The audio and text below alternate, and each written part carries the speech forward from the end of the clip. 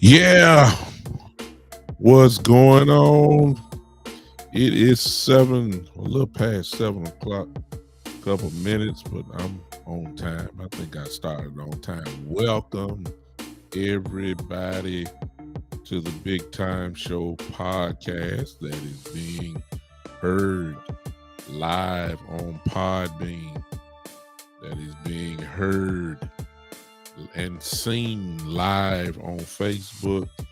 And of course, on the second home of the podcast, of course, the Big Time Show is being seen on the Spotlight Sports Network. Hello to everybody there. I hope y'all not hearing all that. Are y'all hearing all that going in my ear? Maybe so. I'll cut that off. Maybe you heard that. I am sharing right now with everybody. The show is also being seen and heard on YouTube and Twitch and Twitter as we speak. It is everywhere. And of course, the replay will be on Spotify, Pandora, Google Podcasts, Tumblr, a lot of different podcast platforms that you may be, of course, familiar with. Hello, whether you're listening to me live or whether you're listening to this replay. Welcome to the show on tonight. Yeah. We're here. And let's go ahead and just get started. Tonight, Freestyle Monday. I'm going to say hello to a couple of people, and then I'll see. Hello, Ty on Podbean. I see you.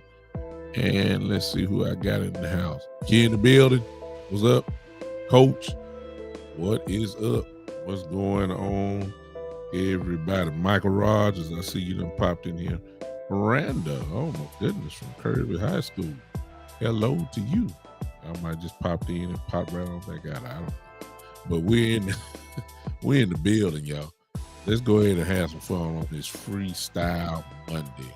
Of course, whenever I do the little Freestyle Mondays, this is strictly about what's up, Bishop. See Bishop Brazzle, what's going on, man? How you doing on tonight? Whenever I do the freestyle show, obviously, I don't know. I have some things prepared, but I am willing to let you run the show tonight.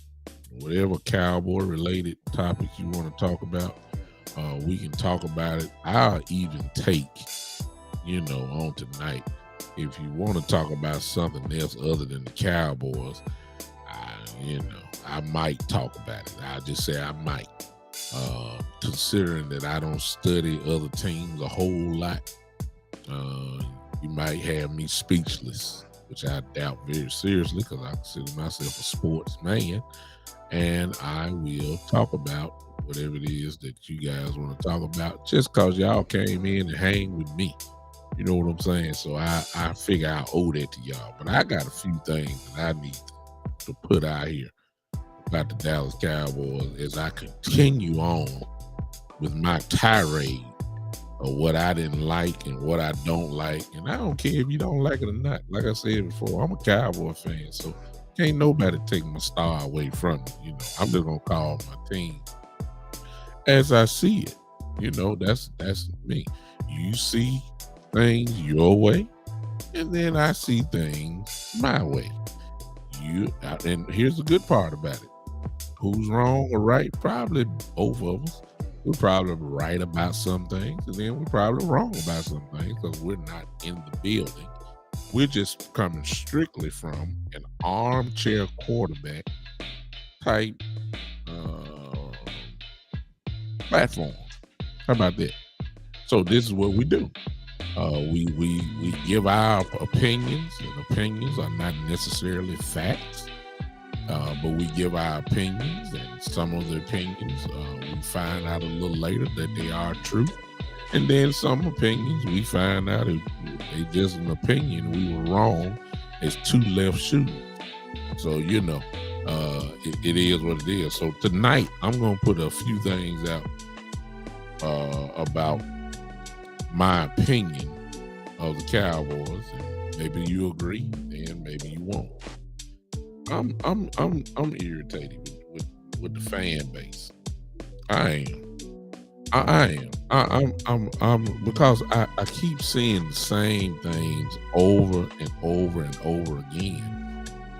And sooner or later, you almost have to say, okay, you know, are we insane, or are we just so hopeful that, hopefully one of our wishes is true? That's what I'm starting to believe. I'm starting to wonder about the Cowboy fan base. I tell you what I'm talking about. I started off this way. I asked y'all the question why. That's what I started off with Saturday, and it just continued on. Why are y'all getting excited about Robert Quinn? Can y'all? Lord have mercy. Why are we getting excited again about Robert Quinn? Why y'all? Why are y'all doing it? Why are you doing this to yourself? Just in case you know, Robert Quinn from the Chicago Bears. Well, let's go even further back. Just a year prior, he played with the Cowboys, had double-digit sacks, got a big contract from the Chicago Bears, played with Chicago maybe about 1 or 2 years. Now he wants out. He's 32 years old. Definitely an impact player, no doubt. No question. He was an all-pro last year. He came. What's up, Joe? Quinn was a double-digit guy. He can get to the quarterback. He cause havoc, no doubt about it. He is a dangerous weapon. What's up, Tavis? He's a dangerous weapon, no doubt about it. He is. I like him. Everybody, if you don't like Robert Quinn, you something may be wrong with it. You see, there's Tommy saying, let's go get him. I see it. But why are we doing that? Appreciate your time for popping in. Why are we getting excited about Robert Quinn without looking at common sense, the common sense thing about the whole situation? How about we look at it? How about we look at it? Can I introduce some of you people to something that you should already know about? But when we start going crazy over one name, like we always do, whenever somebody become a free agent, it's just automatically that the first name you're gonna hear is the Dallas Cowboys. How many times have we seen this over and over and over and over again? Ladies and gentlemen, it is not going to happen. Joe says Robert Quinn got 18 sacks last year. He did. He was an all-pro last year. His talent level is not to be questioned. Let's get this out the way. He can get to the quarterback. He will put the quarterback on his back. We all know that. We saw it in Dallas. He continued on, got the big money, and he played like he was a big-time pass rusher. And he is a great pass rusher, no doubt. But ladies and gentlemen, can I introduce y'all to 2 words that will kind of kill all this? If he wants to get traded, he's 32 years old now. He's not cheap, y'all. Come on. Help me.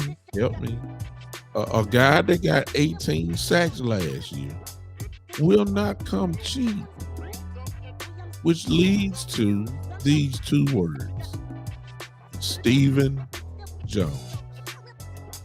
Now, when I just call those 2 words there, Stephen Jones.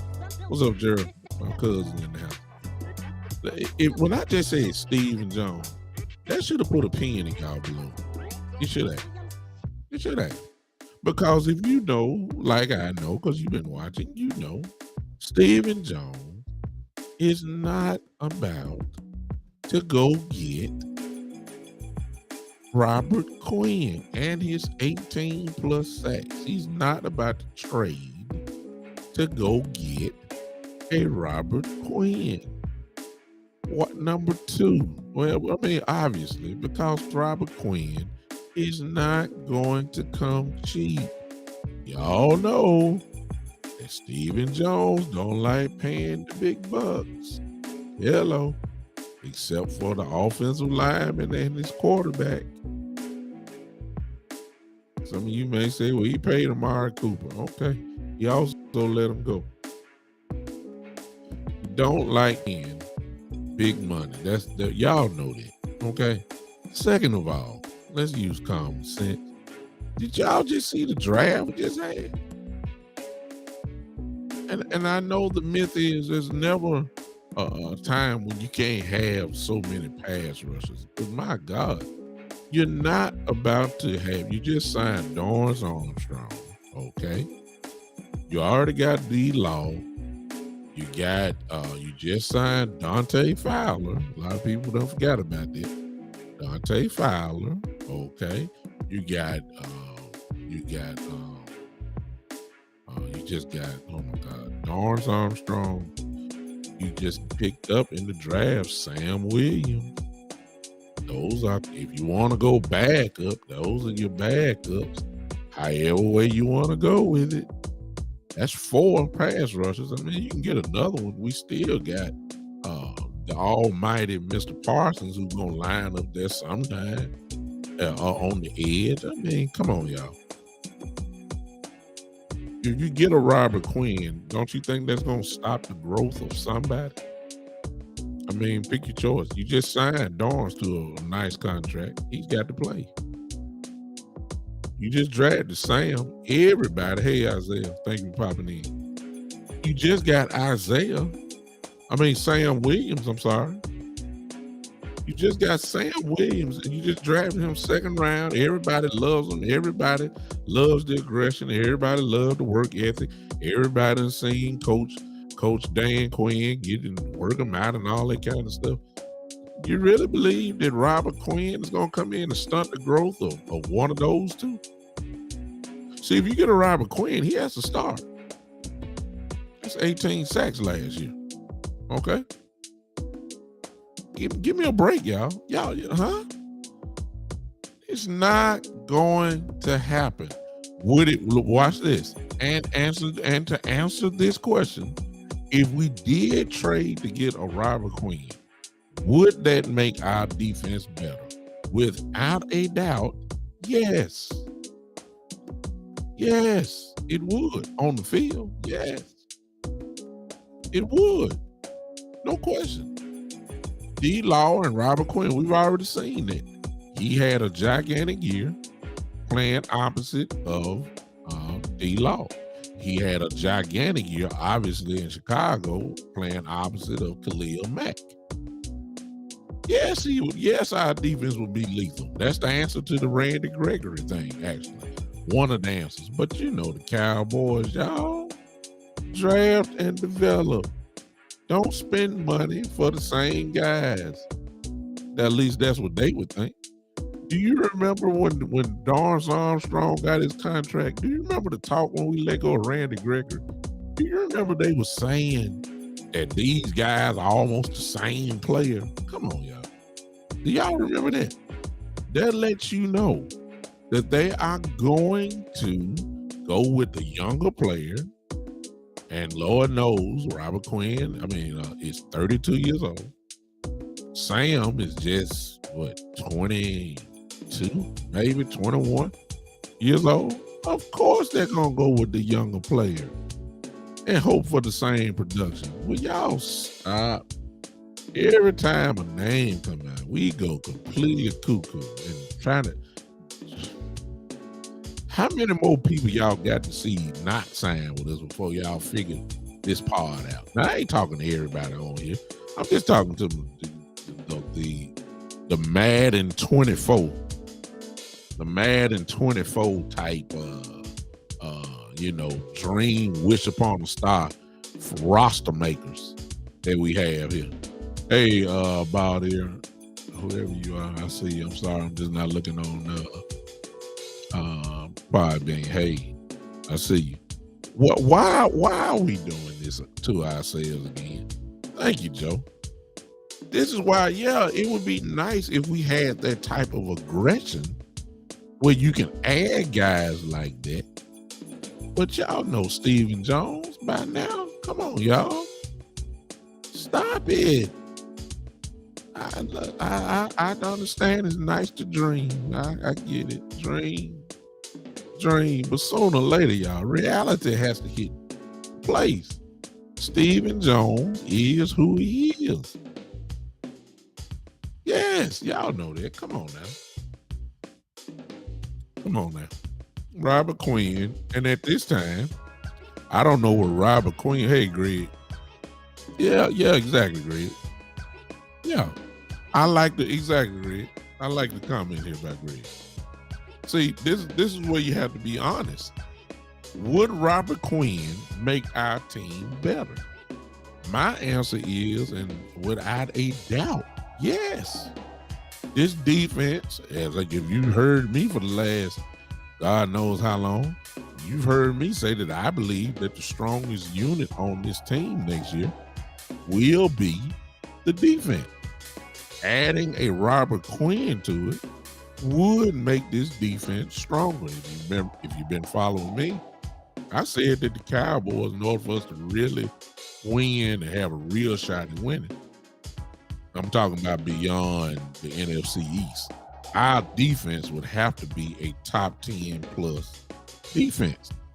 You add a Robert Quinn to this defense, you will have, with the talent level that we have on defense, you will have a top 10 defense. I have no doubt about that. You put a Robert Quinn with D-Law over there, and Sam, which gonna make you throw the ball quicker. You got some greedy cornerbacks like Diggs, and you know I'm serious. And you got a hooker who's a ball hawk himself. You know, I'm just saying. You know, Parsons is a playmaker. You would have something. But at the same time, while I'm saying that, I kind of agree with Greg because this is the way that they drafted. Now, of course, they didn't know at the time that Robert Quinn was going to ask for a trade. If this would have happened maybe before the draft, who knows? But this Robert Quinn thing just is coming up. The Cowboys did what they were supposed to do in the draft. Now that is set, and none of those guys are getting cut.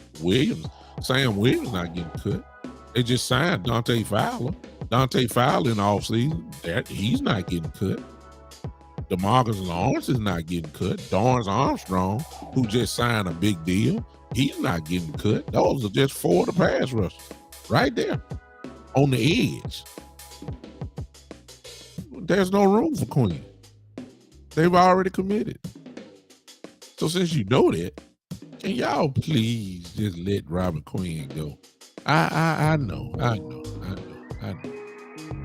Can y'all stop it, please? Stop it.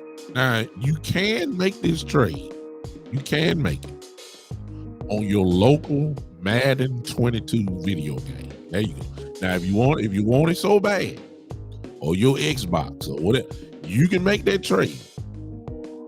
You can do it. You can go and do it now. Most of you play Madden and like I do and all that. Go make the trade. That's the only place where it's gonna happen. I mean, no doubt. I mean, that's the only place it's gonna happen. It's not gonna happen. We are still dealing with Stephen Jones.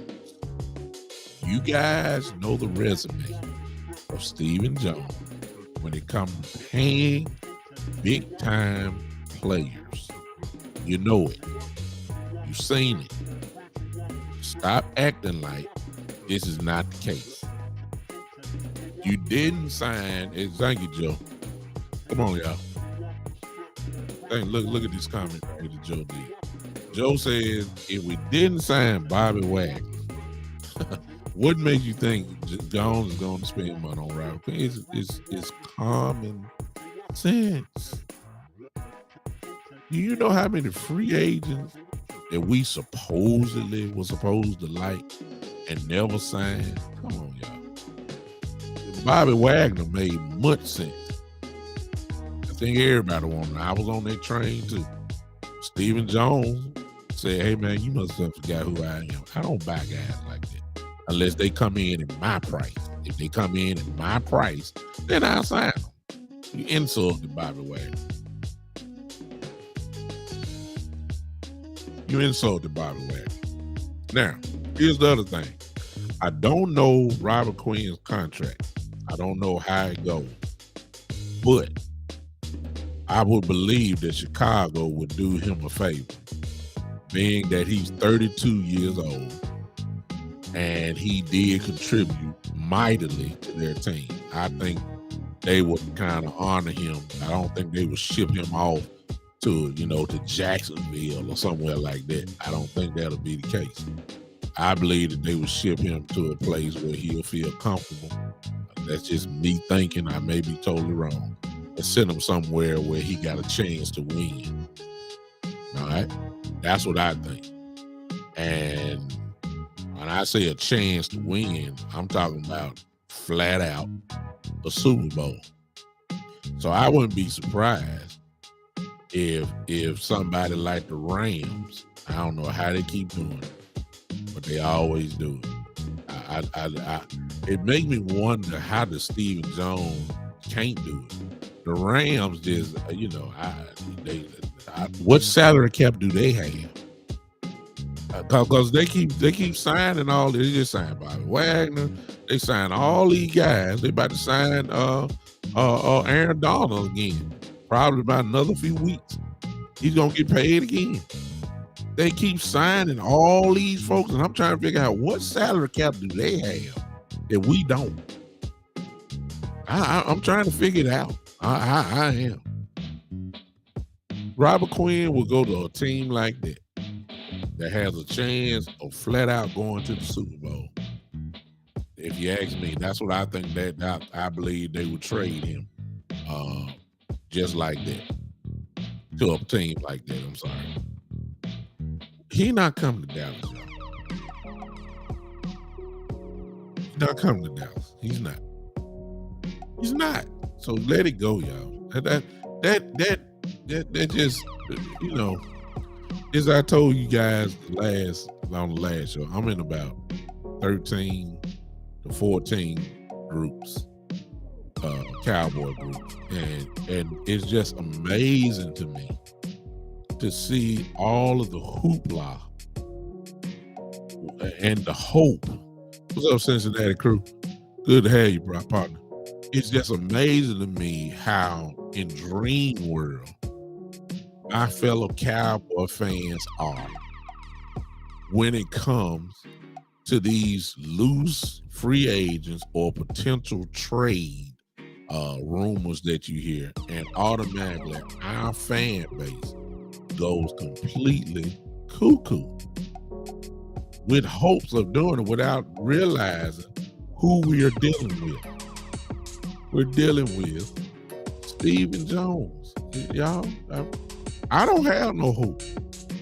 Now when it comes to Stephen Jones, I've seen his work. I know what he does. I know he loves to think, hey, coach, appreciate you, coach. Appreciate you, Coach Big Love. I don't get how we ignoring what our eyes have already seen when it comes to Stephen Jones. You know he cheap, number one. You know he believes solely in the draft. You know he believes getting all he can get out of these rookies for 3 to 4 years or 5 years, depending on the position. And he gets as much as he can. And when it's time to pay him, they always end up leaving, with the exception of a few. I told y'all the other day, and this, look, you saw what the kid signed for in Green Bay, the cornerback, Alexander. $20 million, right? Oh, okay. What do you think Diggs gonna want?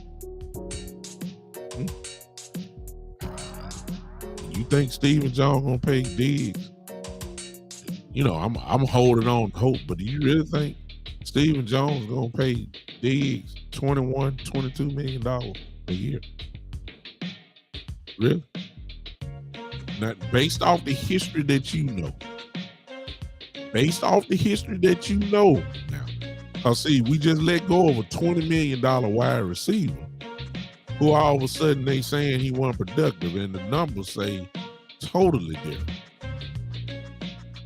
You just let go because you didn't want to pay him because we feel like he got production. Well, you can't say Diggs don't have the production, but are you gonna pay? I mean, who you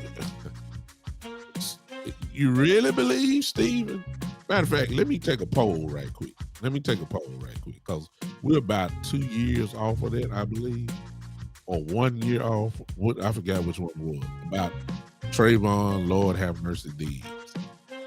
Let me ask y'all this question. We freestyling. Let me ask y'all this question. This is for those that are on Podbean as well. Let me ask y'all this question. If Diggs had an incredible year last year, first team All Pro, Pro Bowler, all that stuff, one of the best cornerbacks in the game, obviously. To be voted first team All Pro, you handled your business. We know that.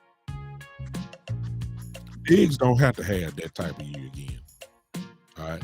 If he had 11 interceptions, he can just come down with 5 and it'll be a great year.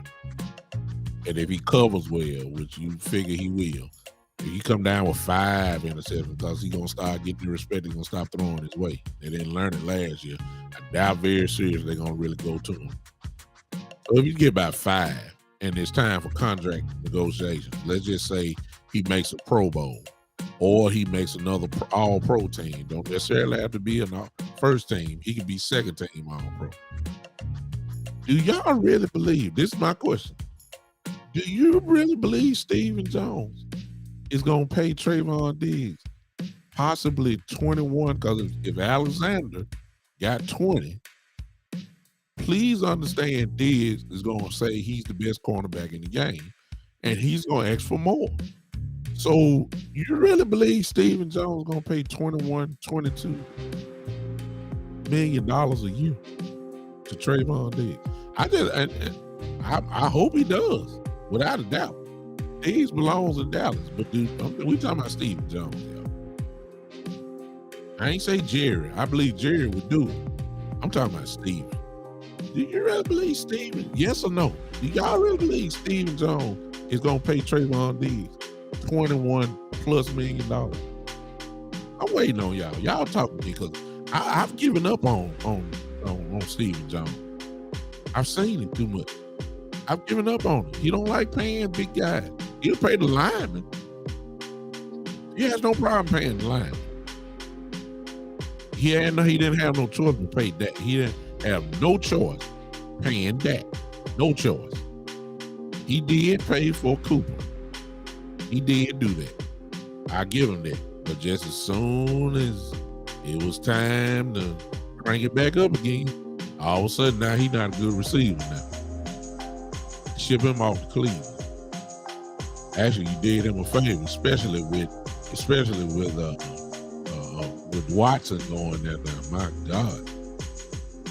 Coach Breedlove says $22.5 million, 5 years. 22. You really believe Stephen is gonna pay that? I'm serious. Exactly, Joe. The difference between Byron, if y'all remember now, I told y'all this last show. Byron Jones had a big year for Dallas. He was voted All-Pro. He was not a first team All-Pro. He was a second team All-Pro. Bottom line. He didn't have no interception, but he was considered at that time probably one of the best cover corners in the game. He shut folks down. He just didn't come up with the ball. And it was time to get paid. Dallas said, we can't afford you. We can't afford you. What did he do? He went to Miami, got a gigantic contract, and of course, as usual, he hadn't shown up. So I guess you could say that was a smart move by Stephen. I'm just getting to the point saying, look, you had an all-pro cornerback. He was not old. He was not injury prone. He was a good cover cornerback. Teams respected him. You can almost let him go one-on-one over there. He was productive. He voted All-Pro. When it was time to get paid big money, they said you cost too much. If that is the case, what do you think they're gonna say about Diggs? Coach Breedlove said he believes that Stephen Jones gonna pay that. I'm having a look. I hope so. I'm having a hard time. I'm having a hard time believing in Stephen Jones when it comes to contracts, big contracts. I'm having a hard time. Y'all don't know Coach Breedlove and Coach Breedlove and Joe are the only ones that said something. Y'all watching me. Do y'all really believe? I really want to know. Do y'all really got trust in Stephen Jones like that? Do y'all really believe this? Greg said, I believe the Cowboys will extend Diggs after year 3. Don't be shocked the Cowboys don't do it. Do it that instead of waiting on the last year of the contract. They'll be smart to go ahead and take care of him now. Now I ain't maybe not be talking about this year, but they better not let him come into the last year and he ain't got an extension. And you better do it now, because even in his rookie year, he still had 4 or 5 interceptions his rookie year, and he was hurt. And then come back and had this monster year like he had. I mean, this year, good Lord. You got to pay him. This kid is different. He's different. He's a great cornerback. You got to pay him. And and the starting rate is wherever Alexander is. Alexander with Green Bay signed a $20 million contract. Trayvon Diggs is going to have some more than that. Easily.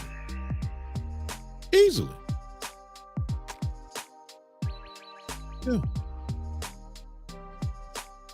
Thank you. Let me see what Coach Breedlove said. Coach Breedlove said when you look at the secondary over the past 5 years, has been horrible to say the least. When Jones, like Diggs, it was penthouse or outhouse, no consistency. Yeah. Hey, Wendy, I see you. Yeah, well, that last year he was. He was consistent. It was just on the wrong end of it. He never got the interceptions. Now he was consistent in that. He never got his hands on the ball. He just never did. He may have broke up some balls and all that, but he never was a guy that got interceptions. He just never was. But he could cover. That it's rare. He was so good that last year, y'all. It's rare when you see a cornerback making all-pro team and really don't have no stats. He didn't have no interceptions. Not really. I think he got 1 that year. 1 or 2. 1 maybe. I think it was 1. I mean, I'd have to look it up. Forgive me for not knowing, but I ain't know I was going to talk about Byron. But I think he only had maybe about 1 interception that whole year. I think he had a few, obviously, some pass deflections and all that kind of stuff. But you don't make all-pro like that. Unless, of course, everybody noticed your total game. And he could flat out cover. He did. And he made an all-pro team. So that just goes to show you how good he was. Even without stats, he was dominating. But Trayvon Diggs has stats. And he's considered I know some of y'all gonna say he get burnt too much. And look, don't start that. The man was dominant last year. When you finished the little couple times y'all saw him get burnt, you saw plenty of other stuff that outweigh him getting burnt. That's the bottom line. Everybody can't beat Deion Sanders on every play. We believe Deion never got cooked. Lord have mercy. I used to see Michael Irvin eat Jerry Rice eat Deion alive. I used to see that. Y'all if you old enough, you know what I'm talking about. But when we say Deion, we think Deion never got a touchdown put on him. We see Deion like he never got cooked when he was in Atlanta. Well, come on now. So stop that quickly. Coach Breedlove, who obviously is remembering Byron Jones, and he is absolutely right on this. He said scheme was poor as well. Zone coverage without a pass rush is suicidal. Exactly. We did not have pass rush, really consistent pass rush back then. We did not. And maybe that would have helped him out. And that's why I'm saying Diggs is gonna have another big year because I believe D-Law still got some gas in the tank. Long as he stays healthy, I believe Sam Williams is gonna surprise us tremendously. Dante Fowler can get back there. We all know Dorrance Armstrong can get in there. And then, of course, we got the killer himself, Mr. Parsons, who's going to get back there as well. I ain't got to the defensive tackles. Osi can get back there. Oh, my goodness. Tristan Hill can cause pressure. You know, I know everybody like Ridgeway, but Ridgeway is really not a pass rusher. He's just a guy that can get people off the ball. Gallimore causes problems as well. So, I mean, the pass rush is going to be there. I mean, ain't no doubt about that. Our pass rush is going to be there. So, I'm expecting Diggs. You're going to throw the ball early. So, I'm expecting Diggs to have another pretty good year this year. Maybe it's not as explosive as it was last year, but I think he's going to earn another Pro Bowl at least. And I believe he might be another All-Pro again, which is what he's going to bring to the negotiating table. And when he does that, he's going to be asking for 21 plus $1 million. And I really believe, and I just got question marks about Stephen Jones. I think common sense or the smart thing to do would be able to pay him. I think that'd be smart, but we talking about Stephen Jones. I just don't have the confidence in him. I just don't. Now, when it comes to paying guys, somebody put in the chat earlier about Michael Parsons. Ladies and gentlemen, I mean, y'all already know when it's time for him, we got a long way to go before his time come up. The only way that it'll come up early unless Michael holds out or something like that. You know, hopefully that don't happen. We haven't had that type of situation in a while in Dallas. Guys usually go ahead and play and all that kind of stuff. But if Michael will be, and Stephen Jones will sign him.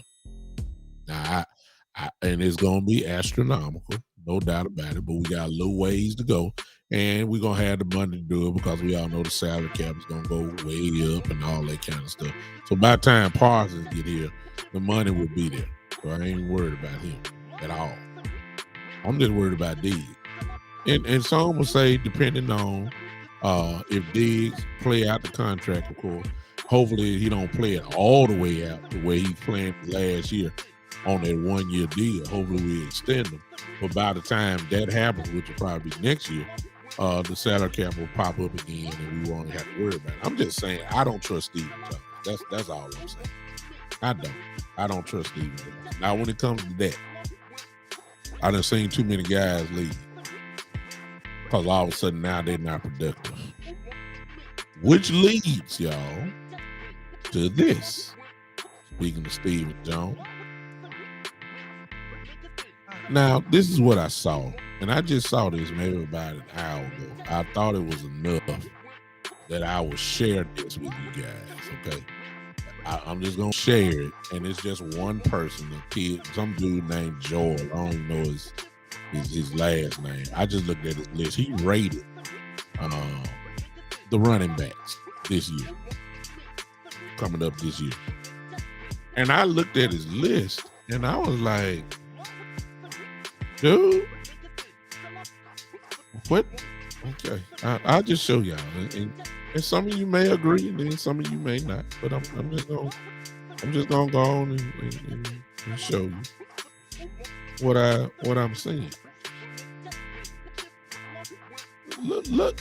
Let me go here. Let me start it out.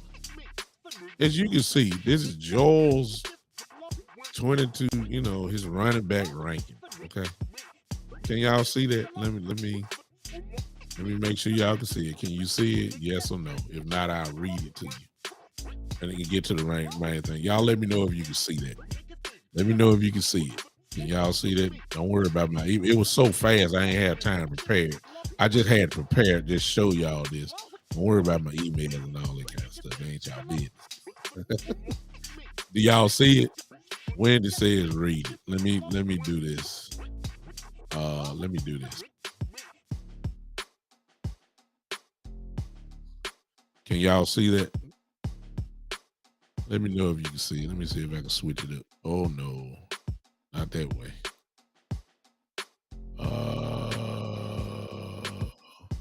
It might be better. It might be better. Okay. Look at this list. Let me go ahead and read it for those that can't say. I say Wendy say read it. Okay. Here's the list of his running back. I just want y'all to see this.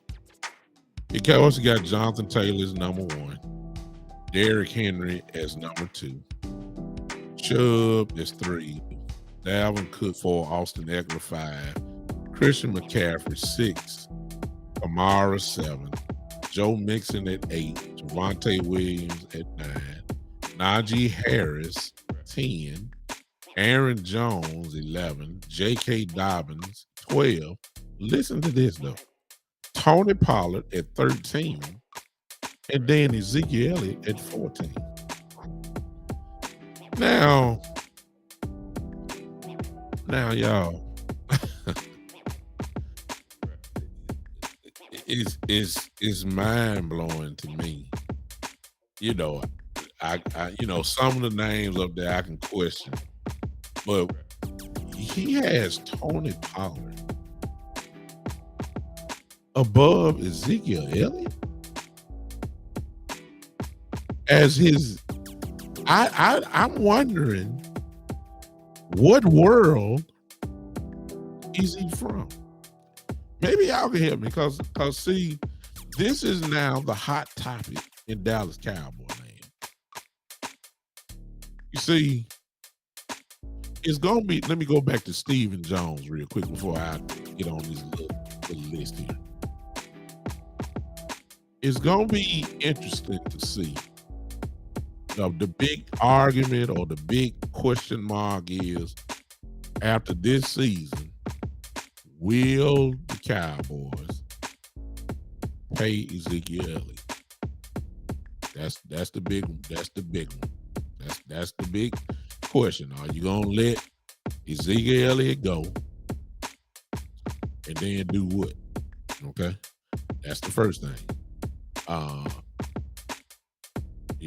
It is what it is. But the other debate, and it really should not be a debate, of course, it's just my opinion. There really should not be a debate on who's better,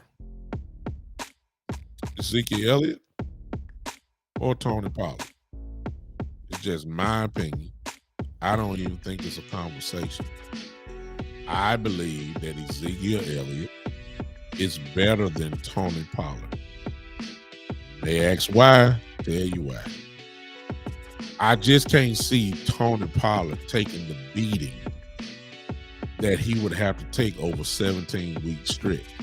His body is not built like that. He is not that type of running back. He's not. That's the first thing. Is he more explosive than Ezekiel Elliott? Yes. Right now. Yes. Yes, he is. But is he a workhorse running back? Not even close. Not even. It's not even a discussion. He is not.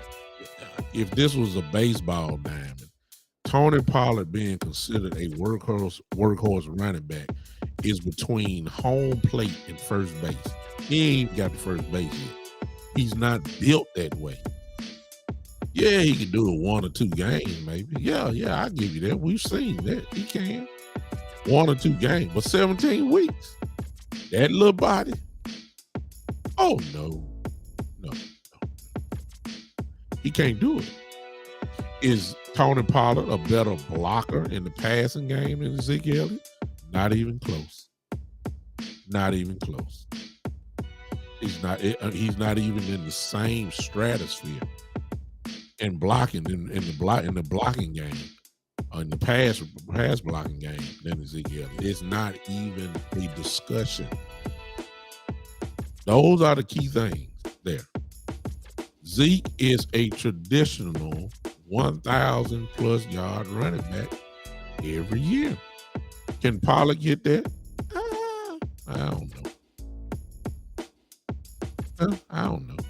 You got to keep in mind, Ezekiel ran that thing with a sprain. I mean, MCL, toe completely up. Still got 1,000 yards. I mean, it's not even close. I don't know what this dude right here saw. I don't get it. How he put Tony ahead of Ezekiel? I just don't. What world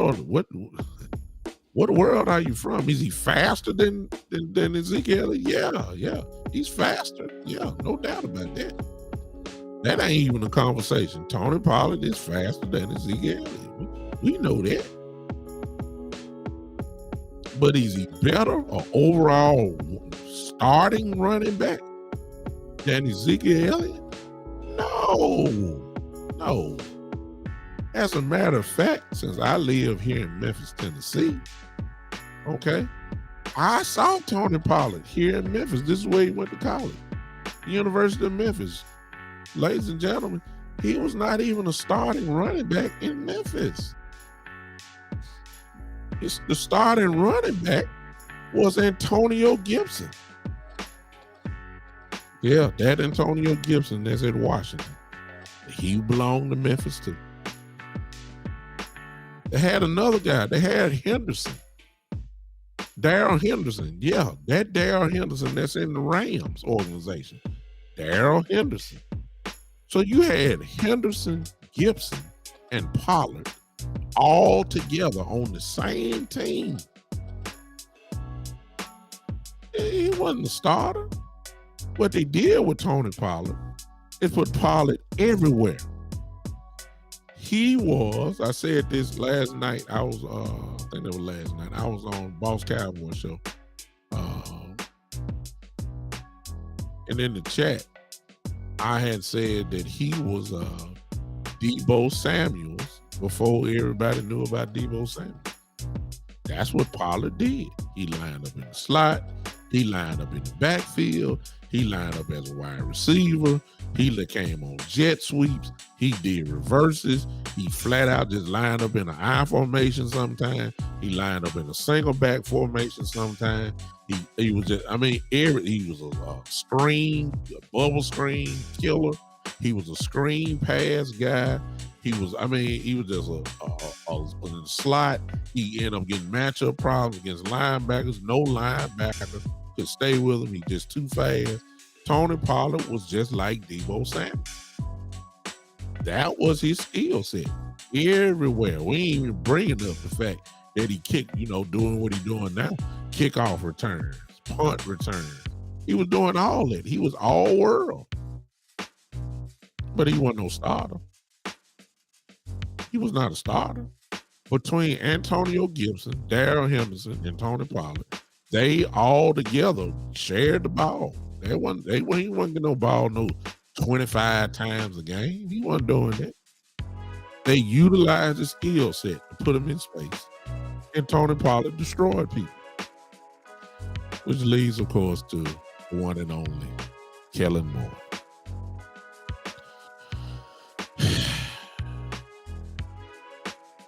Who still hadn't figured out how to put Ezekiel Elliott and Tony Pollard in the game at the same time. It's been years now. Hadn't figured that out yet. We still ain't figured that out. We still hadn't figured out how to properly use Tony Pollard. All you gotta do is look at the Memphis. Go to Memphis. Look at the tape. Let's watch. See how they used them. All you gotta do. Incorporate it into your offense and let's roll. That's all you gotta do. He's a specialty type running back that needs the ball at least 10 to 12, 13 times a game and he's going to do something special in those 13, 14, 15 times. He's going to do something that's going to be an incredible big play. That's what he is. But he's not a grinded out running back. No, no, y'all. I thought that was highly disrespectful. You know, if I go down the list, I'm looking at number 12 and J.K. Dobbins. Like, J.K. just got here and he been hurt all year. He missed the whole year last year. I don't know where you gonna put him above Ziggy Elliott. Good Lord, come on now. What?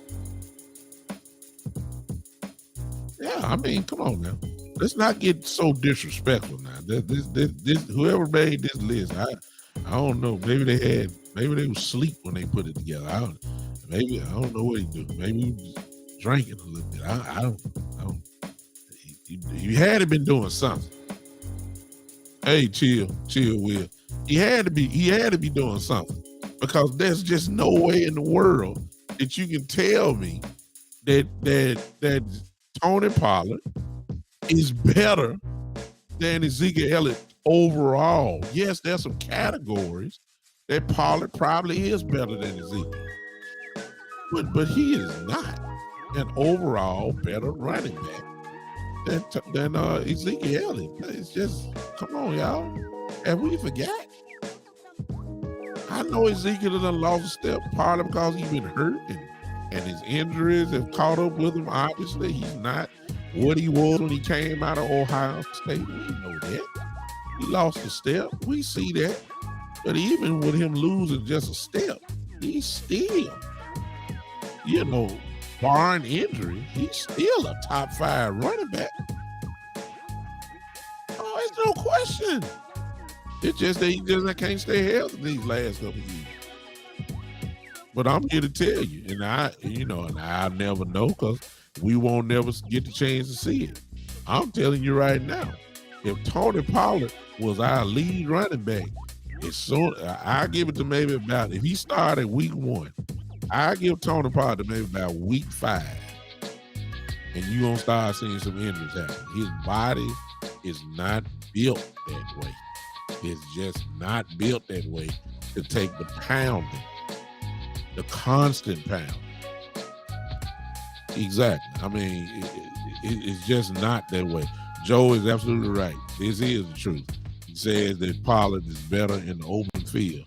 Yes, and you have to design ways to make sure that you get that type of production by putting them in the proper place. That's where coaching comes into play. That's why I have a problem with Kellen Moore. You done had Tony Pollard for a couple years now, and he still don't know what to do.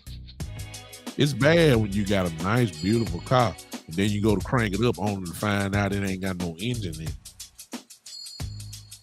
Kellen Moore don't know how to drive the car because he ain't put the engine in. He don't know what to do. Look pretty on the outside. He don't know how to use it. Y'all keep in mind, I know he don't know how to use it. I say it all the time. I keep saying this. As much as everybody knows Tony Pollard played well last year, in the playoff game, he only got the ball 4 times. 4 times in the playoff game. I still can't believe that. I just don't understand it. I don't understand it. This is Kellen Moore, y'all. So I got a problem with this list, obviously. And of course, it's somebody who's making up the list, but I was blown away at the disrespect. yeah, exactly. I mean, I don't get it. I don't get the disrespect that I'm seeing. Even with some of the names that's up there, just look at it. I mean, J.K. Dobbins. And J.K. Dobbins is a bad boy now. Ain't no doubt about that. J.K. gonna be the truth. He is, but he just ain't the truth right now over Ziggy Elliott. Come on now. Not right now. Tony Pollard above Ziggy Elliott. Man, what? Come on now. So I really had a problem with that. I had a problem with that. Which leads, and I'll let it go in a second, which leads, of course, to the same area that I talked about the other day. Kellen Moore. You see, y'all, you know, see, we can go player for player in the draft and just dissect them. We can say what their strengths and weaknesses are. If we just focus in on their strengths, you can go to the lineman, you can go to Tyler Smith, our first round draft pick, who probably will be our left guard this year, and say how strong he is, and you know how roguish he is, and you know, all that kind of stuff. You know, and you can talk about you know, some of y'all, like I told you last show, some of y'all got hype. You saw a little video talking about Ezekiel Elliott.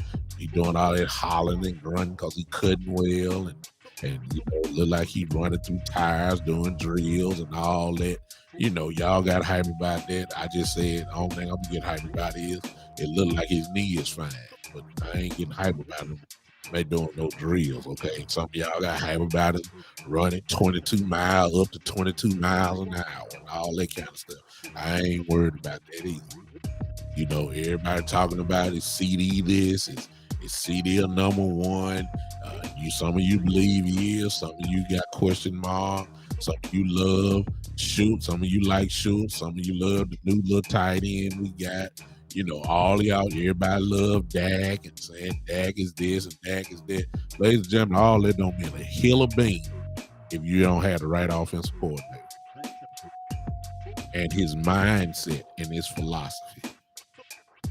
You can have Pro Bowlers at every position on your offense, and if you got an offensive coordinator that does not utilize the guys in their strengths, you are not going to win. Kellen Moore has proven to me that he is not that guy. Why? Because we're building. This is Bob. This is why it's off. Let me show y'all. This is where Will McClay.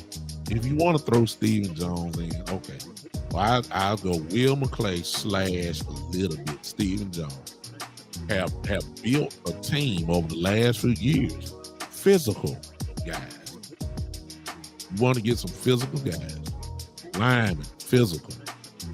Got a physical running back in Ezekiel Elliott.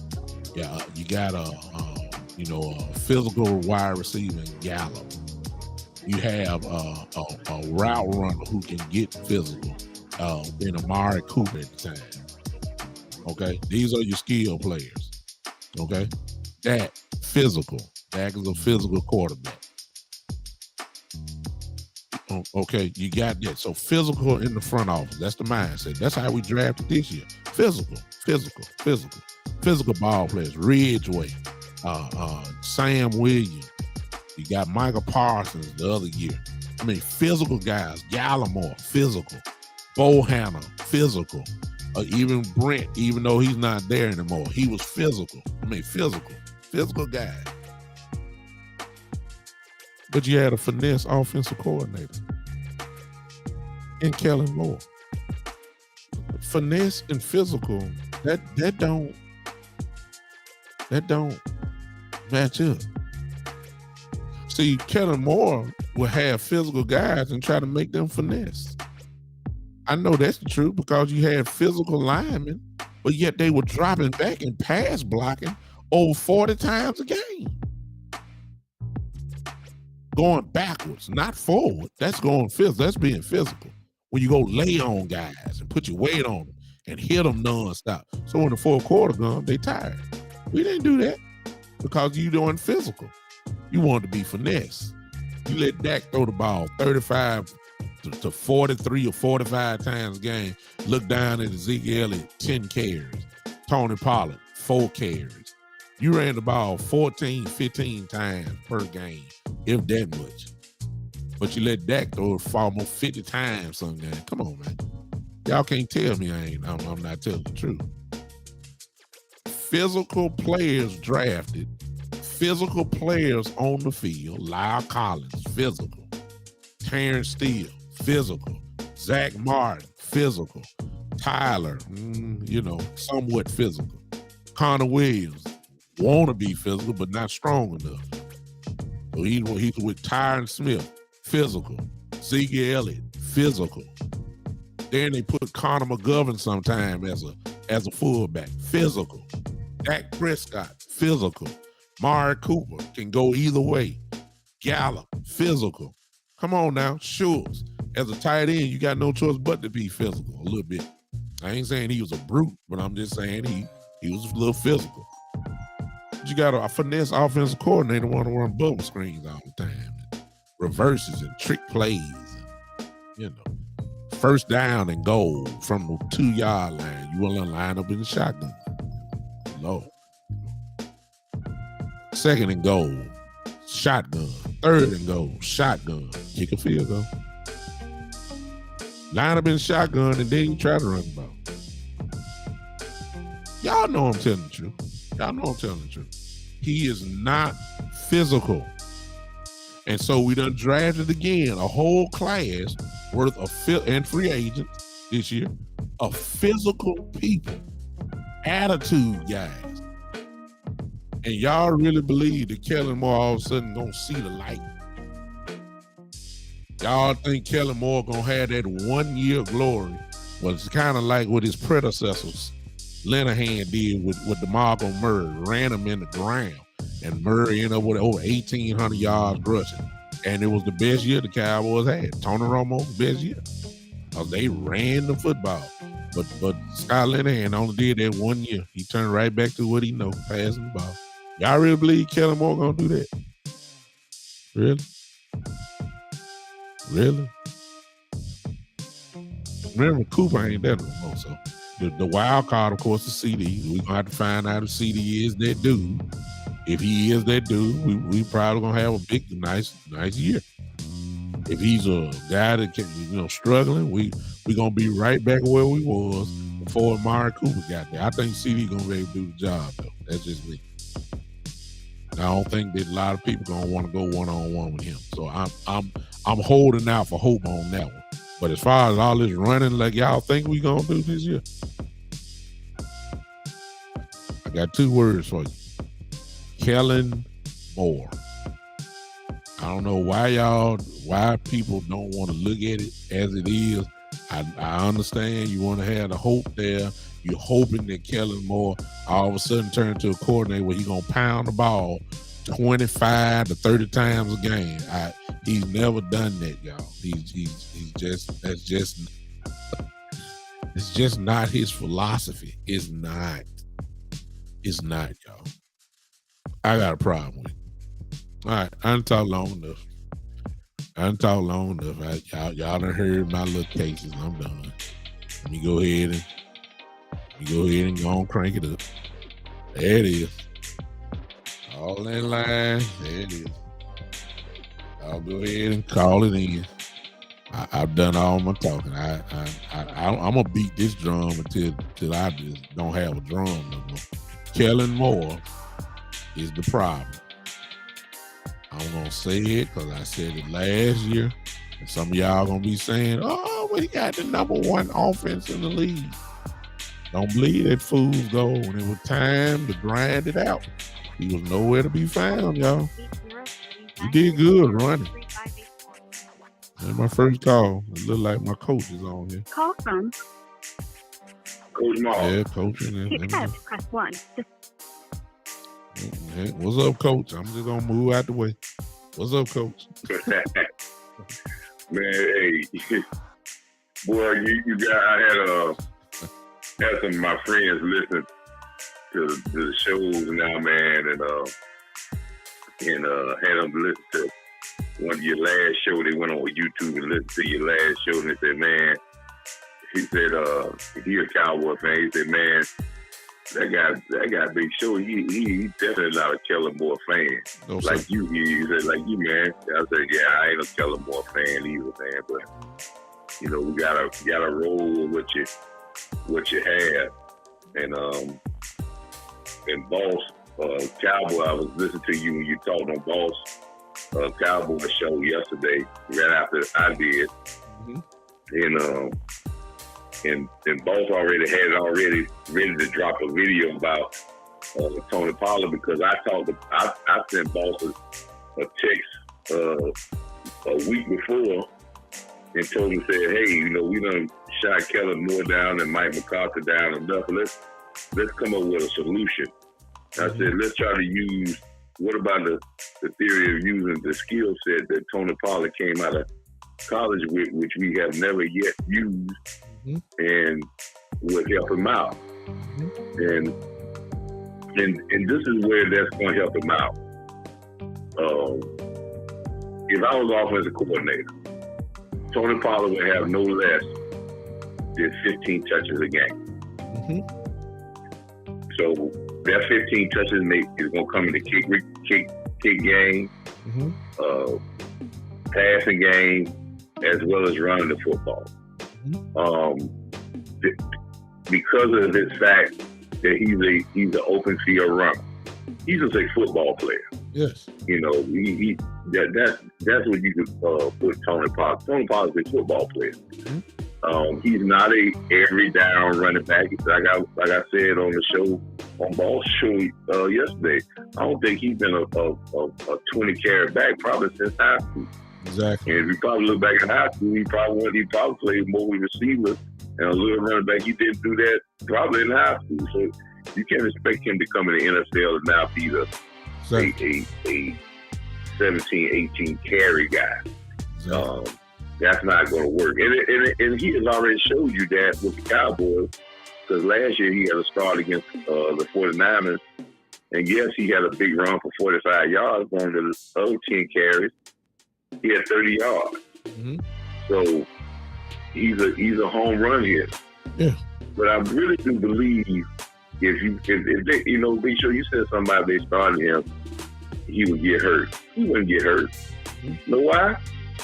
Because if you started Tony Pollard at running back, Kellen will use that as the excuse now to say the running back only should get 10 carries. Yeah. He'll give Tony Pollard 10 carries a game. He may get a couple of big runs out of it. And that will be it. Because the facts have already showed this. When Ezekiel Elliott for the first 6 games, or when he was on a 6-game winning streak, Ezekiel Elliott was carrying the ball 17 times a game. Tony Pollard was carrying the ball 11 times a game. We were number 2 in the league with running the ball almost 60% of the time. When Ezekiel Elliott got hurt in his PCL, so he kind of slowed down after the New England game, and he got had a little hurt in his giddy up, and he wasn't the same. We did not take. He wasn't the same. That's just bottom line. Right, but we did not take the carries away from Ezekiel Elliott. What we did is from that point on, Ezekiel averaged 11 carries a game, and Tony Pollard averaged 8. We didn't give Ezekiel carries to Tony Pollard. We just said, okay, since Ezekiel's kind of hurt, we just not going to run the ball at all. It's Kellen Moore. This is where I have a problem. This is where I got a problem, Big Show. And I understand Kellen Moore, and you made a very opponent statement about Mike McCarthy on your last one. I heard all year in press conferences that we would say we're going to need Zeke and Tony Pollard in the playoffs. That's when we're going to need them. We're going to need them. We set Tony Pollard out the last game of the season against the Eagles, and we said we're going to need our running back. We're going to need our running back. When we get in the playoff game, we run them 12 times. There's a philosophy of PlayStation football. And I know a lot of your fans out there don't want to hear, but this is where PlayStation has tried to make people are trying to make real football like the game. Not the game like it was initially thought, when you try to make the game as real as the real football, as realistic as it can be to real football. People are now trying to change real football into the game, because in the game, you don't run the football like that. You don't run for 4 or 5 yards. Yeah.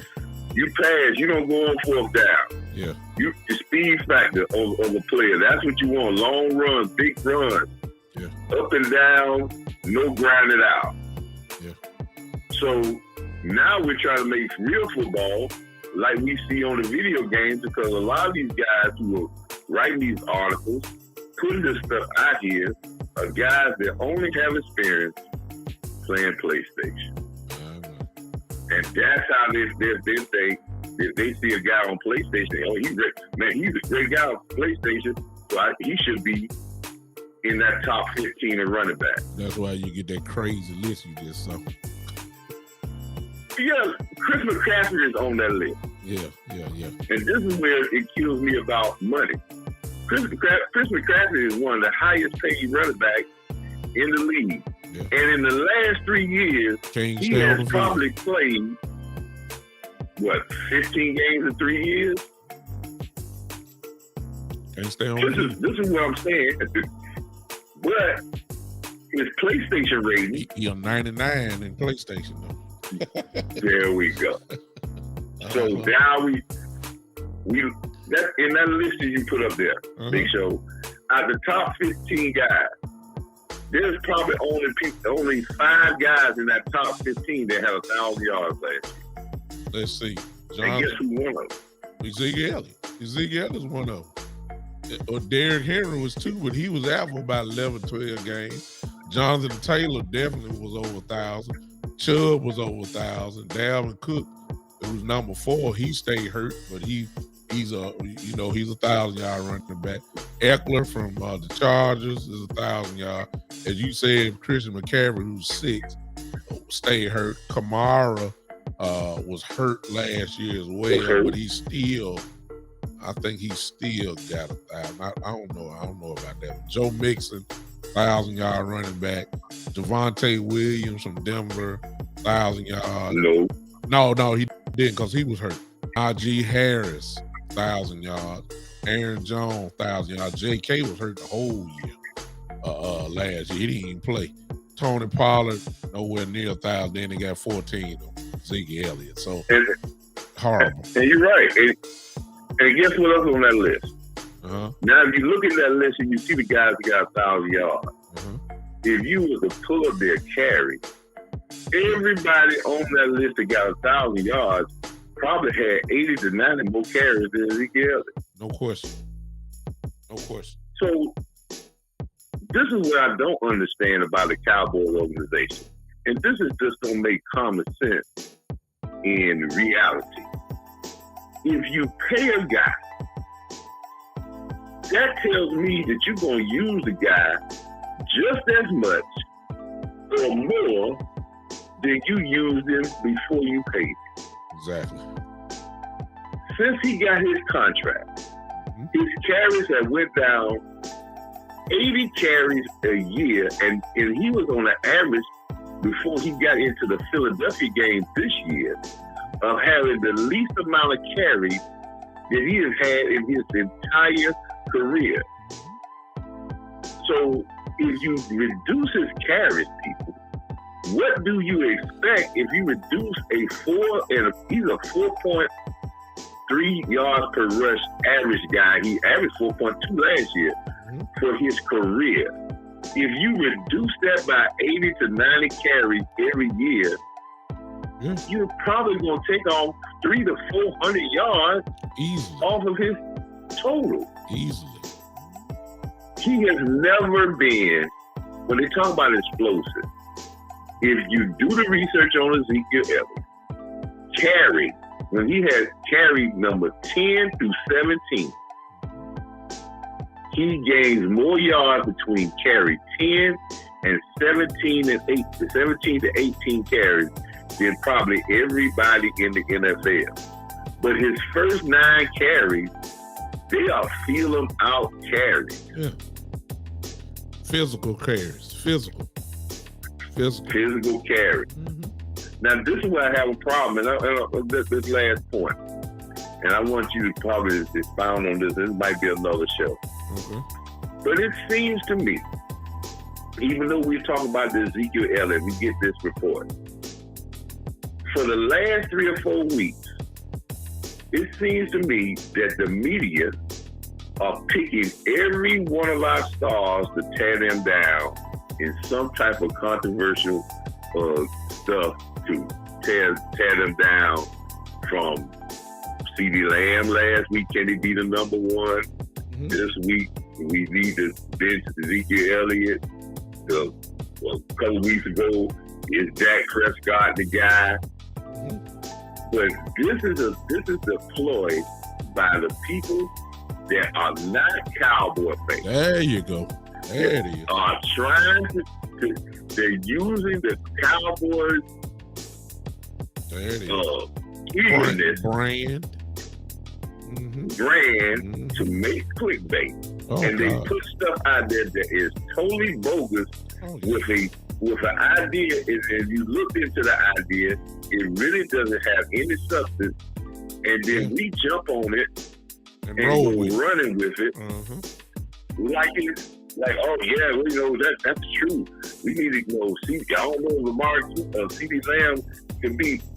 But we don't remember.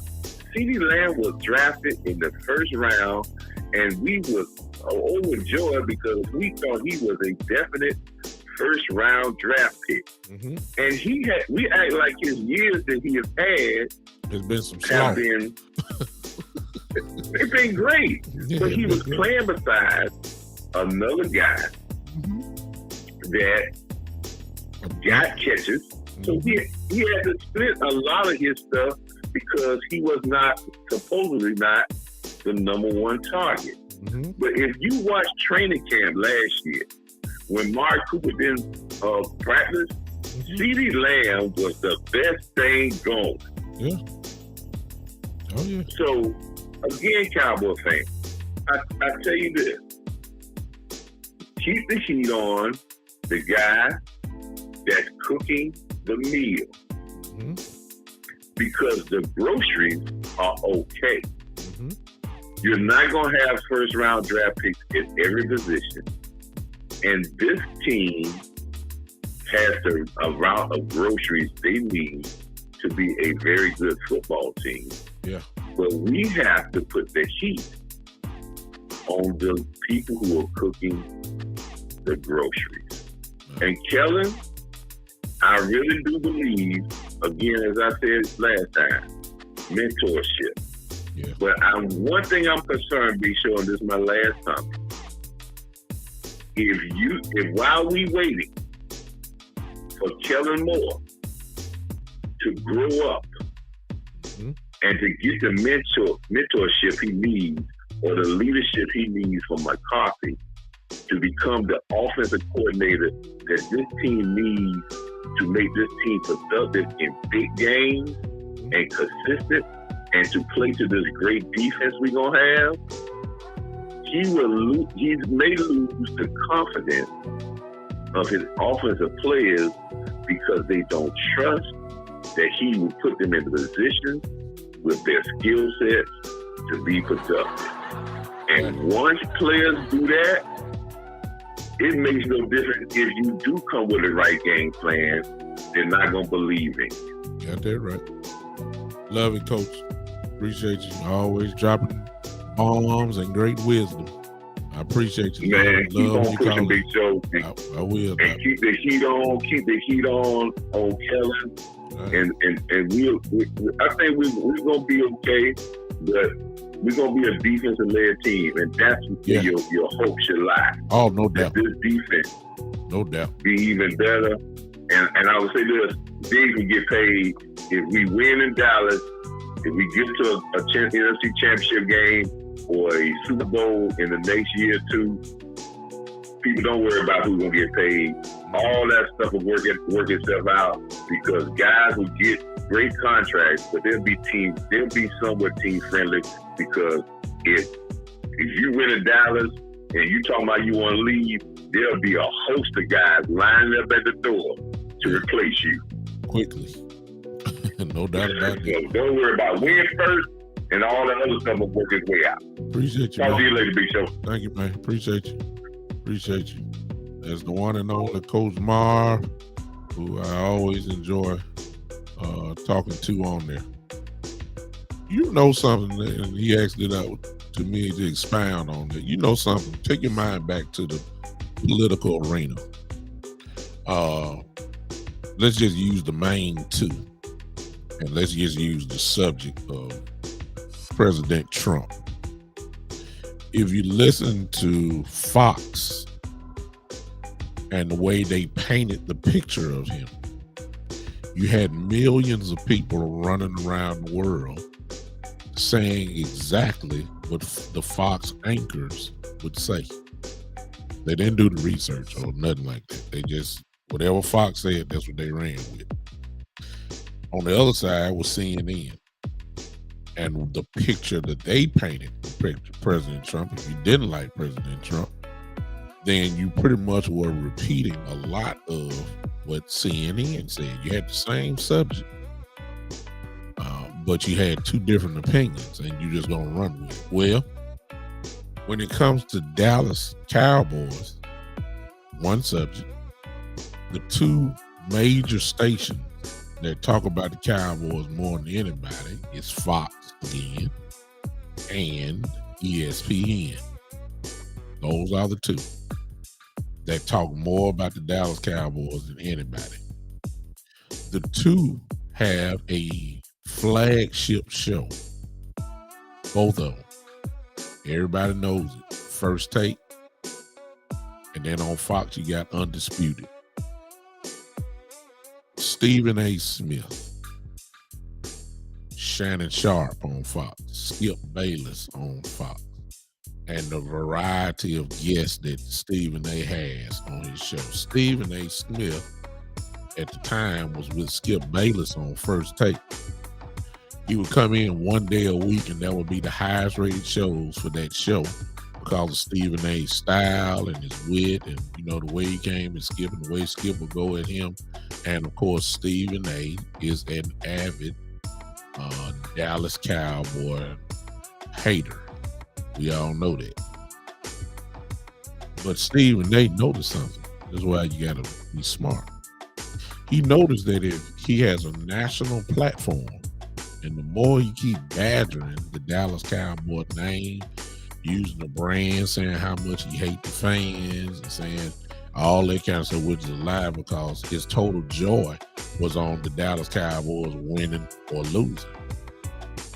The lack of joy or his full joy was on about the Cowboys. So he was pulling against the Cowboys all the time. He'll be lying saying that he likes the players. He likes the players, he just don't like the team. Call from Gregory Davis. That was a lie. Okay. Gregory. To accept, press 1. To send a voice. Oh, hey, Greg, let me finish this point up real quick. Greg Davis on the line. I got you in about 30 seconds. So when you have Stephen A., who's badgering the Cowboys, who's made a platform off the Cowboys and signed a gigantic contract where he's getting paid almost $10 million a year from ESPN, it was built off of the hate of the Cowboys. Shannon Sharp, who really needs nothing, is the same way. He's not a Cowboy lover, but this is the two main things. Both of them are negative when it comes to Cowboys. And when people will take those information that they give, and run with it. So the media is, as Coach Marv just said, the media is kind of dictating the Cowboy thing, and then we'll have a few fans on here, like some of you that's watching me now or listening to me now, that'll go beyond what you hear on ESPN and Fox, and you will go ahead and do your own research, and you're going to have some things that going to contradict what the media is saying. That's all I got to say about that. The media will mess you up. Go ahead. I'm sorry, Greg. Man, this is my first time. What's up, Greg? Come on, talk to me, brother. It's good. I enjoy your show, my brother. Thank you. But you're right, though. Stephen A. Smith and Shannon Sharp are haters. Yeah, haters. Definitely. They're the most biggest haters. They're just ratings. Jerry loves it. Jerry loves it. Yeah. They talk about two things on sports. That's them shows. Yeah. Dallas Cowboys and LeBron James. That's it. That's what they talk about. Exactly. That's that brand. I've been a fan for 50 years of the Cowboys. I'm just letting you know. You know, I'm not down you at all. Go ahead, Doc. Yeah, I'll listen to you while you're talking about Ezekiel Elliott. This is my favorite about Ezekiel Elliott. They're going to run him a little bit more because they want to trade him. They want his value high. Okay. They're gonna run him a little bit more. Him and Pollard, they're gonna run him a little bit more. His value gonna go up. Yeah, my opinion, I think he's gonna be a top 5 in the rushing this year. Okay. I like it. My theory, he's gonna be because look at the draft. That big man Tyler Smith. Yeah, Tyron Smith. you actually the way that they drafted it would make you believe they're gonna go ahead and run it, but I'm skeptical now. I ain't no sense me lying, Greg, because see, I am too. They had all pro linemen, and we still didn't run it. You see what I'm saying? And that's the only thing I'm saying. That's on Tyron Smith been there, Zach Martin has been there, Travis Frederick was there, and we still. And I just named off 2 all pros and then 1 perennial Pro Bowl, and we still didn't run it like we were supposed to. So and some of that was not Kellen Moore, but he was the quarterback's coach at that time. But I'm saying the philosophy, and this goes back to me, Greg, and so you've been 50 years watching. Ever since Romo, that Romo period where Romo was just a gunslinger, we still ain't got that out of our system yet. They even trying to make Dak that. You see what I'm saying? And that's not Dak's game. But we still got the Tony Romo type poison, if you want to say that, in our system. Yeah. Well, we got to just throw it in the gun and gun exactly. it around. I don't see that. Exactly. Like that. Exactly. That shit was statistically the number was Dak's best year. If he combined last year with 2016, that's the Dak they need. Yeah. I like it. That's the Dak they need. I like it, and you brought up a good, a nice point that I ain't never really thought of. By giving the ball, they want to go ahead and trade him. He was scared last year. Yeah, and talking about they might want to trade. He got hurt. Yes, sir. They're gonna beat last year in Dallas. Yeah. They're gonna bring up. I'm gonna get his numbers up if his value up as a running. They're gonna run it a little bit more. Never thought of that, Mr. Greg. I never thought of that. Really thinking that point. I wouldn't be surprised. It makes sense. I don't know if I just believe they'll go all the way with it. But when you look at the NFL average of guys who start getting a little older, they start slowing down a little bit, which, when you're a physical back like he is, it's got to take a toll on you sooner or later. And I wouldn't be surprised. It makes a little sense what you're saying there about possibly trading. The 2023 draft class got a lot of running backs coming out. Well, every year you got running backs, but you got to find that dog like that, one workhorse like that, and there's some that's out there. But I like what you're saying. I ain't gonna even argue. I don't know if they'll do that, but I can see that. I believe they will because they want his value is up. His contract kicking is his new contract kicking. Yeah, they ain't gonna want to pay him. Now that part I believe. Yeah, that part I believe. Get value for him. That part I believe. Yeah, exactly. I don't think they want to pay him that type either. And and then Pollard, I think they're gonna use him a little bit more. You know how they used to do run a lot of jet sweeps. Yeah. Put him on some jet sweeps and then leave Zeke on special teams. Yeah. I think he's gonna leave the team all-purpose yards. That's two special teams, so catching the ball and leave. This is my favorite. I actually like it. I'm gonna go ahead and say this about Pollard myself. This is what I believe was gonna happen with Pollard. I believe they're gonna use Pollard more, and what that's gonna do is just like you just said, it's gonna drive his value up. And please understand that there are gonna be teams, plural, that are gonna want his services. And if Stephen Jones come with this little poo-put money, that he's gonna he gonna get on down. I believe that. They're gonna tag Pollard. Yeah. They'll tag Pollard so they can have it. If anybody want to sign him, they get some offers. Yeah. Greg, I see you, Talib. I appreciate you, man. Greg, make sure this is not your last time calling in, brother. Man, I appreciate you. It won't be my last time calling in. Thank you so much, man. Thank you so much for calling. All right. Bye-bye. Hey, Talib, I see you, man. Thanks for popping in. I get it. Oh, but to leave, check me out on the replay just in case you can't catch me live. That's why I leave it there for good people like you who I know who follow me and is there for you. He brings up a great point, the value. And this is just pure speculation. If Pollard have a big year, a good year, he has value now. Let's get that understood. Everybody knows Tony Pollard has some serious value right now. You know what I'm saying? But if he puts some stats on top of it, the Cowboys may not be able to afford him.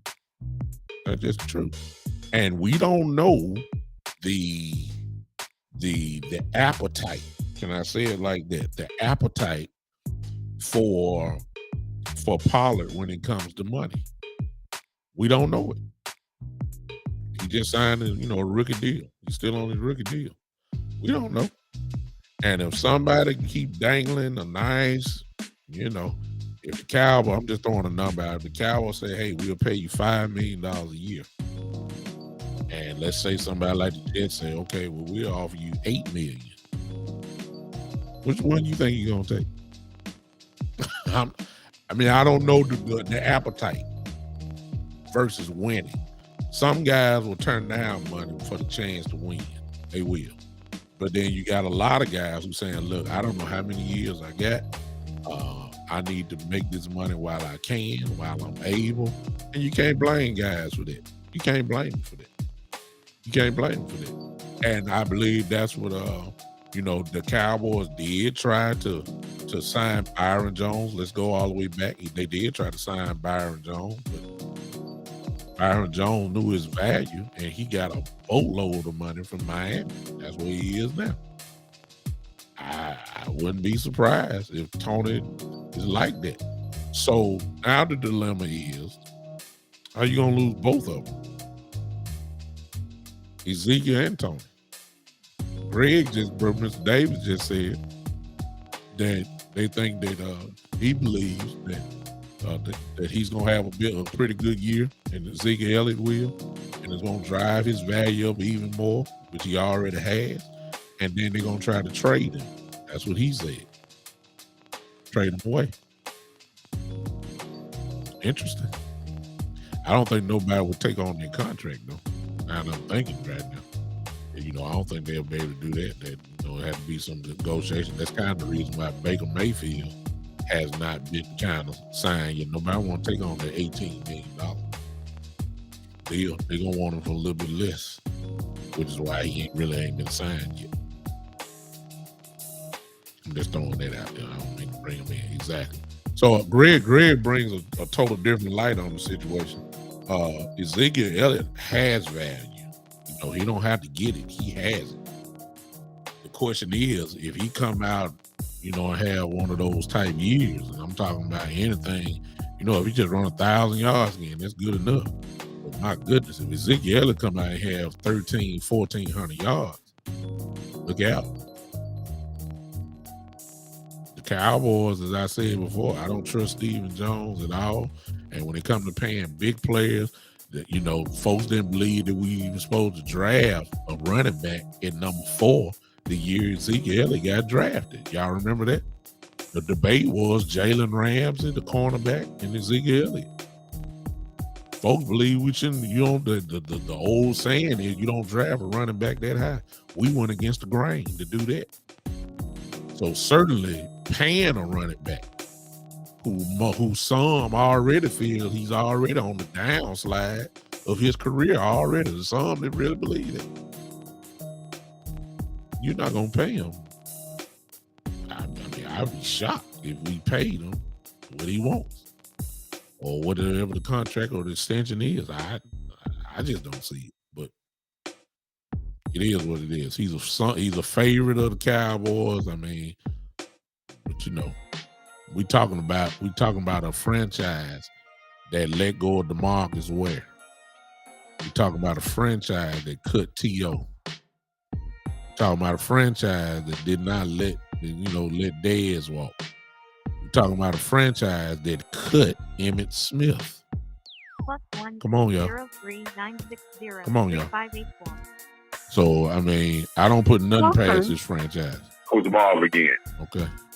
To accept. I got Coach Marv one more time. What's up, Coach? I'm sorry, Big Show, but I had to call back with one thing that's on my mind heavy. Mm-hmm. And this is when I had a big argument with some guys in the barbershop. Mm-hmm. They start talking about what y'all gonna do about signing. Y'all gonna keep Ezekiel Elliott, old Tony Pollard, he coming up on his contract. And what y'all gonna do about CD Lamb when he comes up? Mm-hmm. And I'm gonna tell y'all the same thing I told them. Mm-hmm.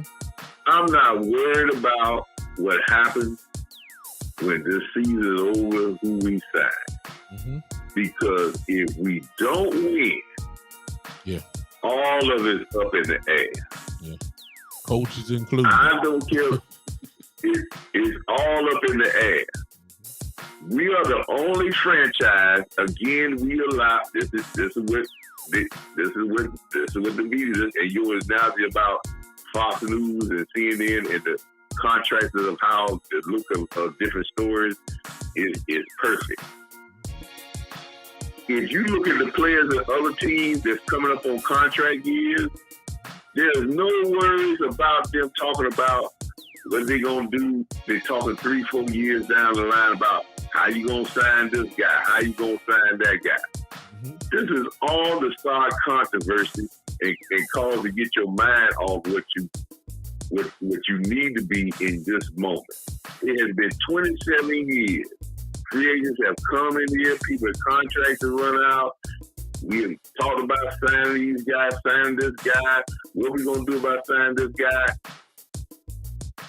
Mm-hmm. Let's put our focus on what we can do today, which is the next coming year. Mm-hmm. And if you are successful, like the Tampa Bay Buccaneers were, they never had any problem of signing none of all their guys back when they won a Super Bowl. Oh, yeah. Did they? No, everybody signed back. All 11 starters on both offense and defense. And all 11. And none of them was the highest paid player in their position, but they got paid well because they wanted a chance to get paid well and be on a Super Bowl contending team. Yep. Winning solves all free agent problems. Teams with like the Rams, they can sign a guy and give him big time money or work his contract in, or he would negotiate his contract to work into their framework where they can fit him in because they want to play for a Super Bowl contender. That's right. Cowboys are in a metroplex. They are on the biggest stage in football. Mm-hmm. If we win, every last free agent we got, their agent gonna tell them there's money to be made here if you take a little bit less. If you don't, I got 3 or 4 of my clients from other teams ready to take your spot for whatever they need to take it for. As soon as you walk out the door, they'll be walking in the side door. I like it. So you won't have no problem with talent or getting guys to come here to be able to replace any guy that said he want to leave if you win. Yeah. I'm not worried about these guys. What they're going to sign them later on. They're going to give them big contracts or whatever. It will work itself out. We're doing it the opposite way. Stephen Jones doing the opposite way where we trying to sign guys at budget rate. And these people look at it and say, you ain't been to an NFC championship game in 20-some years. Yeah.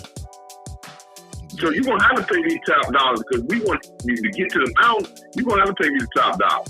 Mm-hmm. If we win, fellas, if we go to a NFC championship game or a Super Bowl, Ezekiel Elliott and Tony Pollard are still be in Dallas, and Tony Pollard would turn down 8 for 5 to stay in Dallas because the side money he'll make will last him a lifetime. Mm-hmm.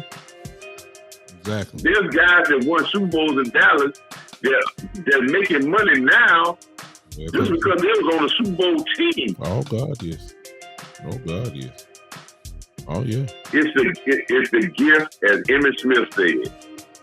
being a Cowboy championship team is the gift that keeps on giving. Mm-hmm. I like so don't allow these people to because that's what they always want to talk about. Well, what you gonna do about Ezekiel? Well, you gonna put it. They always talk about our contract. Mm-hmm. Was there any stories about Devontae Adams, the Green Bay receiver last year? Everybody knew his contract was coming up. There wasn't even a word about it till he got to the end of the season. Then they ended up trading. Nobody said, man, they're going to sign him back. They're going to sign him back. Well, they really believed, if you want to go that route, they really believed that when Aaron Rodgers signed, they really believed that it was just automatic that they were going to franchise Devontae Adams and keep him in Green Bay. That's what everybody was saying. Everybody was shocked when he got traded to the Raiders. Everybody was totally shocked. They just figured it. You're right. They didn't hear anything about that. Period. You won't hear you don't hear those stories because those stories that, again, I have said this and I put a comment in there. If you follow the bandwagon, you follow the money. You find the money.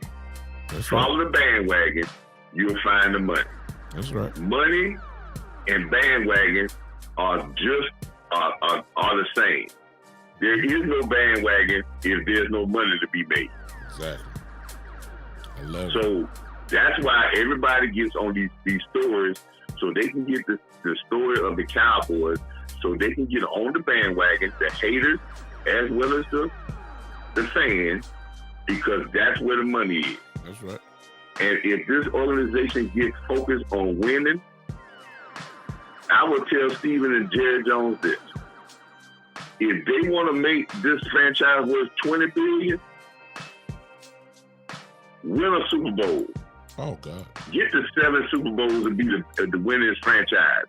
And you can call the shots. You can lowball guys because you got all the leverage then. Okay. Because you can tell them, oh, this guy over here said he'll come pay for a 1-year deal. He's an all-star on another team, but he want to come to Dallas because we winning. Exactly. So that's what it's all about. Winning. Let's Cowboys let's preach win because we got to live in the moment. We live in the moment. We get through this year, and if you have a 9-8 season, you don't make the playoffs. Yeah, you're gonna lose a lot of guys. You're gonna lose a lot of free agents because you're gonna try to lowball guys, and they're gonna be like, lowball me for what? Yeah. We ain't winning here. I'd rather go someplace else. Exactly. That's all about it, man. And that just got on me because we talk about all these future contracts, talk about all this, and the draft that we have done. Steven, you got a big problem here. Because if these guys are panning out like I think they're going to pan out in these last 2 drafts, everybody going to come up with contracts at the same time. Exactly. And if you ain't winning, you going to have a big checkbook to write. But they're going to write it because with the gambling money and all this, it's going to be money out there. Yeah. In a few more years, the money won't even be an issue. But you still ain't gonna be able to keep these guys because everybody's gonna get top dollar. Well, Parsons is I don't want to have a top dollar team and don't get the championship show. Oh yeah. I don't want to have a top dollar team and we get knocked out of the first round playoffs and we one year we in the playoffs, next year we not. Yeah. And then we talk about guys on. We got the top paid cornerback. We got the top paid receiver. We got the top paid running back. We got the top paid offensive lineman. We got the top paid linebacker. And we going in the playoffs and out. You drafted in 19 in the draft. That to me is that's horrible. That's bad. Yeah, it's horrible. Let's win and we win, Cowboys. Let's win and we win, then all of this will work its way out and everybody will get paid. They'll get everybody fit in because nobody on a winning team will leave Dallas. I can guarantee you that. There's too much money to be made on the side money in Dallas to leave Dallas. Because your brand is at the top level if you just own the team and the Cowboys win. Exactly. Appreciate No you, other Coach. team in the NFL. Appreciate you, Coach. Thank you again, man. All right, my man. All right. Thank you so much. Awesome. That's it tonight for the call in. I'm going to go ahead and wrap it up. Guess what? I got homework to do because I'm a doctoral student. I'm still working on my doctorate. I got homework I got to turn in. I got a discussion question I got to do by 11 o'clock Arizona time. So I'm going to go on, knock that on out real quick. Hope you guys enjoy the rest. Most of you probably already watching the basketball game now. Hope you enjoy that. I will see you guys. Yeah, Joe, I'm finna go on handle my business too. Got to work in the morning and everything else. So I'm with you. But before I leave, hey, some of you guys may like what I do. You want to know how maybe you can support the podcast. This is how you can do it. Number one, you can go to Cash App. $, the Big Time Show is simple. $, the Big Time Show. If you want to support the podcast, you can do it that way. But if you want to become a subscriber of the podcast, where you support the podcast monthly, this is the way that you do it. There it is for you right there in the chat. Not in the chat, but I'm saying right on the screen. The Big Time Show 3.supercast.com. The Big Time Show 3.supercast.com. What that will do, you have an option of how much you want to, share a month on a monthly basis. $3, $5, $20, $50. You just never know. Whatever you want to do, you can become a monthly subscriber to that. Once you do that, or once you contribute to the podcast, I have my own special little Facebook group that I have where all my people that have supported me in the podcast financially, they're all there, and I drop some stuff in there every now and then, and I don't necessarily say here, and we're all there together. So not only that, you get that as well. There it is. If you're not following me on Facebook, it's simple. I don't know where you're watching me from. This is a couple ways that you can follow me. I'm on Twitter at Big Time Lou. That's my handle, at Big Time Lou. And then everybody, if you have not subscribed to my YouTube channel, I need everybody to do that for me. Do me a favor. That don't cost you nothing. Just go to YouTube on your phone or on your computer or wherever you're watching me from, your YouTube. Go to the Big Time Show and simply subscribe to it. That's all you have to do. Turn on that bell notification, and that'll automatically indicate, give you indication when I go live. So if you don't do the financial thing, or the Big Time Show 3.supercast.com, the Big Time Show 3.supercast.com. If you're not doing that, go to my YouTube channel, which is simply the Big Time Show. You'll see this face here in all the videos. Go to that channel and just subscribe to it, and I would appreciate you. That go for YouTube on Podbean. If you're there on Podbean, if you have not subscribed, go to YouTube and just type in what you're seeing on your screen, which is the Big Time Show. Go to YouTube, and you should see me there. Just simply subscribe to the show. I would appreciate that very, very, very, very much. I would. Now, I'll see you guys on Saturday. That's when I'm coming back. I need to do something in between, but if I have the time, I will. Maybe a video or something like that where I talk, say something. I hope that you would. Appreciate you, Joe. Joe went to YouTube and got it for me. I see my guy Joe. Joe was watching me on Facebook, but then he's in Italy too. I mean, I always appreciate Joe. Joe is in the country of Italy, and he watches me and has followed me pretty much almost since I started this podcast, almost 2 years ago. I don't know, Joe, you got about a good year and a half with me, I believe. He's watching from Italy right now. So I don't know what time it is there, but it's not our time. He probably is almost at the middle of the night. So we're going to get Joe to bed or whatever. don't know what time. Joe, just satisfy my curiosity. What time is it over there in Italy right now? What time is it? What time is it over there? I'm just wondering, so I can let you go.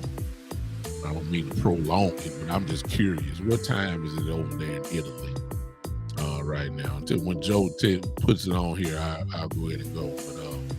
But again, those are ways that you can really help your boy out here. Go ahead and just subscribe to their YouTube channel if you can. It's 4 a.m. and you over there. Come on, man. Come on, Joe. I love it. Joe is 4 a.m. in Italy right now. He's sitting up there watching me. Man, you can't. Come on, man. Joe, I appreciate you, man. You my guy, man, for real. Thank you guys for listening. We're gonna put Joe to bed, man. That's what we're gonna do. We'll see you Saturday at 3 o'clock. At 3 o'clock, we're gonna go ahead and see you then. I may come back and do something else in between. Just be on the lookout. Turn those notifications on so that you can get me at that particular time. All right. It's time say it's 3:53 in the morning over there. I mean, it's early, whichever way you look at it. I appreciate you, Joe. Joe say good night. Appreciate you, man. You don't get you some sleep. And on that note, we're gonna go on crank out of here with Joe. All right. The big time show is international. Yeah. Yes, it is. It's in Italy. Y'all can't tell me what God won't do. I ain't gonna even get started. But ladies and gentlemen, I'll see you Saturday, 3 o'clock p.m. Central Time for the one and only where you know I'm not scared. Ain't nobody telling me what to say and nobody telling me what to do. I'm gonna say it as I sing it. That's why some of y'all hang with me. Because it's our show, y'all. This is just not my show, it's our show. Y'all come on, say it. Y'all come on, clap your hands because we finna get out of here.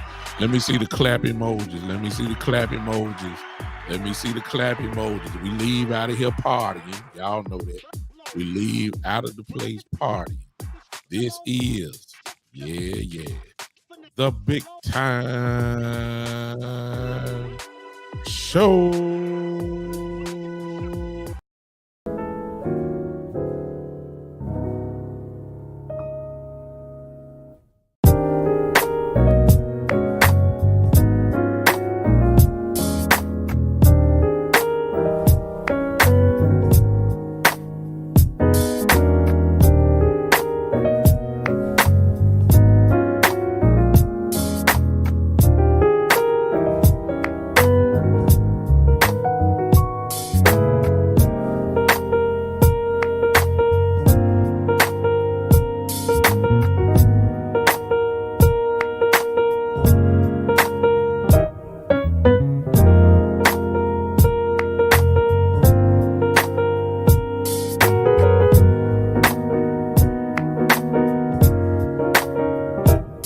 Thank you.